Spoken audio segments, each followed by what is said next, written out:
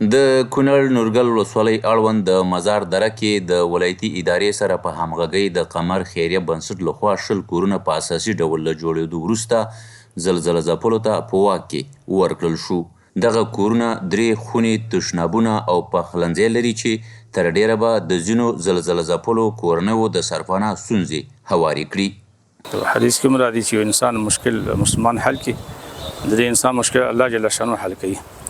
او د خمر بنسټ والا او هغه هم کورونه جوړ کو او جمعه هم جوړ موږ واده کړی د جمعه لګي نورو چې دا کوي کارونه کوي په دې مسلمانانو ډېر مشکلات حل کیږي د ساحوي کې خلک روان دي خپل ځینې راځي خلک او مشکل ډېر حل شوی تقریبا ان شاء الله شلټر برخه کې یو څه ناڅه مرسته روانه ده د مؤسساتو لخوا او نور هم موږ هڅه او کوشش ده چې راجلب کړو د خلکو هغه اساسي ستونزو مشکلات حل شي او له منځه لاړ شي.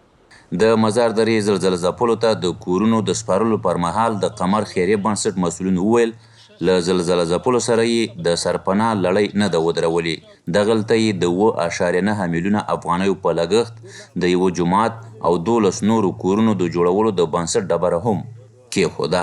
الحمدلله نن خو موږ 20 کورونه افتتاح کړلو، خلکو ته وسپارل او 12 کورونه نور هم بودیجه لرو چې موږ یې جوړ کړو. بیا هم موږ بین المللي اسلامي ارګانونو سره خبرې کوو، مختلف تجاران سره خبرې کوو تر څو به نور امکانات هم دوی ته برابر کړو. کورونو برخه کې دا کې زراعت دی او که مالداري دی. د قمر بنسټ مسؤلینو مشرانو ټولو نه مننه کوله د اجر ورکړي او ډېر ترې راضي یو. دلته زیات کورونه په بشپړه توګه وران شوي دي، نو زموږ د ټولو مسؤلینو که په بهر کې دي او که په خارج کې دي دغه نه زموږ دغه غوښتنه ده چې دغه د نورو خلکو لاسنیوی وکړي او د نورو خلکو ته کورونه جوړ کړي. ولې ضرورتونه خو تقریبا شوي دي او سرپناوي ته ډېر زیات ضرورت لري دي، اساسي کورونو ته ضرورت لري، سړکونو ته ضرورت لري.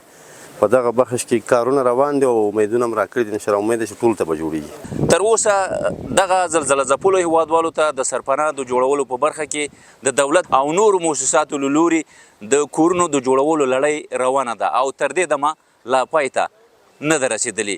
تمه ده چې لا ډېرو هیوادوالو ته اساسي او پاخه کورونه جوړ شي. محمد ناصر ملنځی د افغانستان ملي ټلویزیون، کونړ نورگل ولسوالۍ د مزار دره.